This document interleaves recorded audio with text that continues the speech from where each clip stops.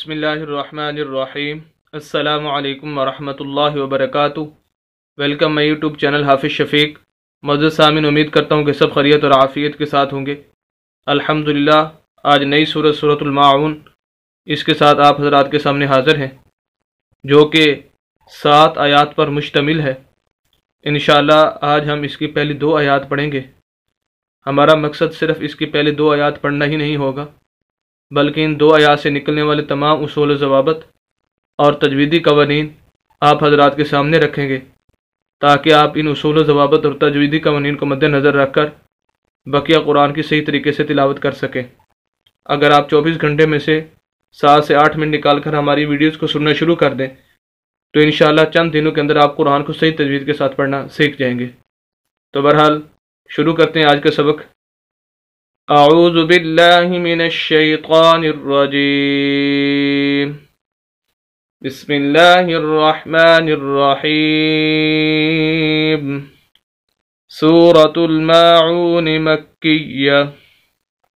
हमज़ा ज़बर अ, रा ज़बर रा, आरा, हमज़ा ज़बर या आई, आरा आई। इसको हमज़ा पढ़ेंगे। जो अलिफ में नज़र आ रहा है ये अलिफ हकीकतन है तो ज़हरन ये अलिफ नज़र आ रहा है, लेकिन हकीकतन ये हमज़ा है, क्योंकि अलिफ वो होता है जो बिल्कुल हर तरह की ज़बर ज़ेर पेश हर तरह की हरकत से खाली हो, जैसे ये है। जैसे ही उसके ऊपर नीचे कोई हरकत आ जाए तो वो हमज़ा बन जाता है, इस वजह से इसको हमज़ा पढ़ेंगे। अब इस हमज़ा को या के साथ मिलाएंगे, क्योंकि या साकिन, ये अलामत है साकिन की। जिस लफ्ज़ के ऊपर भी ये जज़म या सकून आ जाए वो लफ्ज़ खुद ब खुद नहीं पढ़ जाता, उसको हेल्प की ज़रूरत होती है पिछले लफ्ज़ की, तो इस वजह से हमज़ा को हम या के साथ मिलाएंगे। आराई, ता ज़बर लाम तल, लाम ज़बर ला, तल्ला, ता को लाम के साथ, लाम मुशद्दद शद वाली है। जो भी लफ्ज़ शद वाला हो वो 2 मरतबा पढ़ा जाता है, एक मरतबा पिछले लफ्ज़ के साथ मिलकर और दूसरी मरतबा उस लफ्ज़ के ऊपर या नीचे कोई हरकत ज़रूर मौजूद होती है उसके साथ उसको पढ़ना होता है। दूसरी बात, शद वाले लफ्ज़ को सख्त करके पढ़ते हैं, हल्की सी आवाज़ को रो कर पढ़ते हैं। तल्ला और आई तल्ला, दरमियान में ये अलिफ है, ये खाली, इसको नहीं पढ़ना। ज़ाल ज़ेर यज़ी, अल्लज़ी, अराअयतल्लज़ी। हम या को, इसको ज़ाल को लंबा कर रहे हैं, उसकी वजह यह है कि हमने इस ज़ाल को या के साथ मिलाया और ये या मद्दा है। वैसे हरूफ मद्दा 3 है, अलिफ मद्दा, वाव मद्दा और या मद्दा। पूरी डिटेल चैनल पर वीडियो मौजूद है, आप देख सकते हैं। या मद्दा के बारे में यहाँ पर मुख्तसरन बता देता हूँ कि ऐसी या साकिन जिसके पिछले लफ्ज़ के नीचे ज़ेर हो वो या मद्दा कहलाती है। पूरे कुरान के अंदर जहाँ भी इस तरह की या पिछले लफ्ज़ के नीचे ज़ेर हो, या साकिन पिछले लफ्ज़ के नीचे ज़ेर, तो या मद्दा कहलाएगी। आने वाली आयात के अंदर अभी और भी आ रही है, 1-2 जगह पर, आज के सबक के अंदर ही आएगी, वहाँ भी आपको बता दिया जाएगा। तो बहरहाल जहाँ भी या मद्दा होगी उस लफ्ज़ को हम लंबा करके पढ़ेंगे, इस वजह से ज़ाल को हम लंबा कर रहे हैं। और या पेश यू, काफ ज़बर ज़ाल कज़, युकज़, ज़ाल ज़ेर ज़ी, युकज़ी। यहाँ पर भी वही शद है, पिछले लफ्ज़ को साथ मिलाएंगे और ज़ाल को दोबारा इसके नीचे ज़ेर उसको पढ़ेंगे सख्त करके, हल्की सी आवाज़ को रोक कर।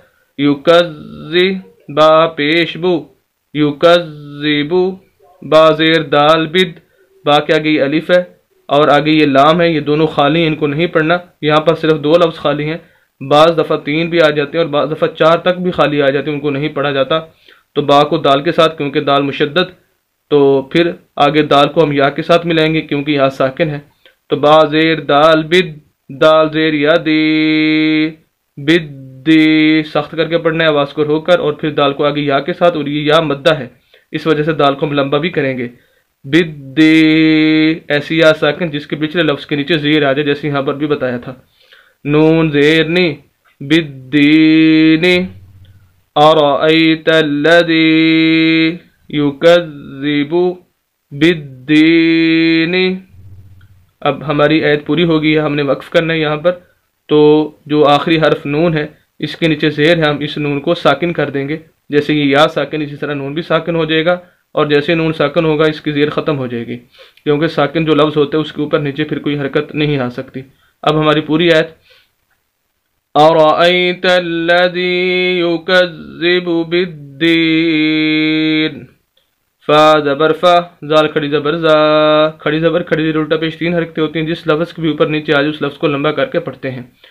फ़ज़ा, लाम ज़ेर ली, फ़ज़ाली, کاف زبر لام کل، لام زبر لا، کلا شد ہے سخت کر کے پڑھیں گے، کلا زال زیر یا زی یا مدہ، فذالک الذی زال کو لمبا کریں گے، یا زبر یا، یہ یاد رکھیں کہ الف مدہ، واو مدہ اور یا مدہ یہ تین ایسی چیزیں ہیں یہ قرآن کے اندر بہت زیادہ استعمال ہوتی ہیں۔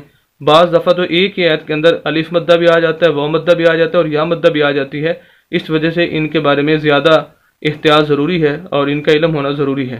تو بہرحال یا زبر یا، دال پیش عین دع، یا دع جو مشدد ہے عین، دال کو ساتھ ملائیں گے اور اس کو سخت کر کے پڑھیں گے، اور دوسرا عین کو پھر ہم آگے ملائیں گے لام کے ساتھ کیونکہ لام ساکن ہے، عین پیش لام عل، یا دعل، یا زبر یا، تاذیر یتی، یتی، یہاں پر بھی دیکھیں یا مدہ آ گئی، ایسے یا ساکن جس کے پچھلے لفظ کے نیچے زیر آ جائے، اس وجہ سے تا کو ہم لمبا کریں گے، یا دعل یتی، عین کی آواز کلیئر ہونی چاہیے، واضح ہونی چاہیے، بالکل صاف عین کی آواز آنی چاہیے، یا دعل یتی، میم زبر ما، یتیمہ، تو اس وجہ سے ہم تا کو لمبا کر رہے ہیں کیونکہ یا مدہ ہے، یہاں پر بھی یا مدہ ہے، تو اس آیت کے اندر بھی 2 دفعہ یا مدہ آ چکی ہے، اوپر والی آیت کے اندر بھی 2 دفعہ یا مدہ آ چکی ہے۔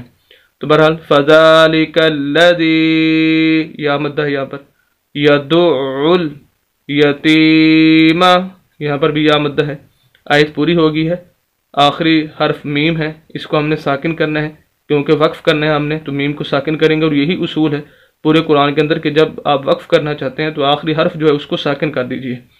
تو جیسے ہی ہم اس کو ساکن کریں گے اس کی جو زبر ہے وہ ختم ہو جائے گی، تو یتیمہ سے ہمارا لفظ ہو جائے گا یتیم، پوری آیت، فَذَلِكَ الَّذِي يَدُعُّ الْيَتِيمَ، دونوں آیات، أَرَأَيْتَ الَّذِي يُكَذِّبُ بِالدِّينِ، یا مدہ یا مدہ، فَذَلِكَ الَّذِي يَدُعُّ الْيَتِيمَ، اس کے اندر بھی 2 دفعہ یا مدہ۔